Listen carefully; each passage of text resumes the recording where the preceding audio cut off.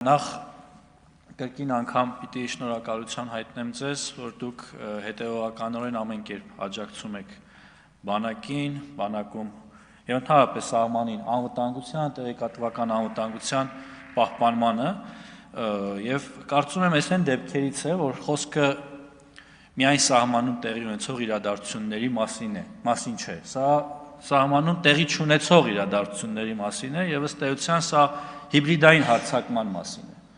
Եվ կարծում եմ հնարավոր իրավական կարգավորումը, որը ոչ միայն մեր ոլորտին է վերաբերում, այլ առհասարակ վերաբերում է նմանատիպ հարձակումներին, ազգային ժողովը եւ գուցե նաեւ կառավարության նախաձեռնողներ պիտի կառավարության կողմից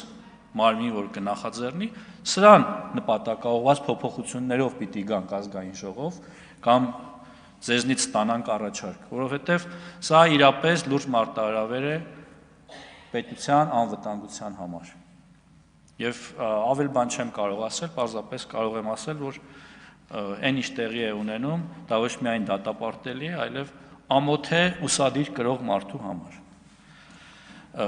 Տիկին Ստեփանյան, ձեր հարցին ի պատասխան նախ նշեմ, որ այսօր զորակոչվող ցանկացած զինվոր կզորացրվի նույն օրը, եթե ծառայության ընթացքում չդրսևորի այնպիսի վարքագիծ, որի արդյունքում կհայտնվի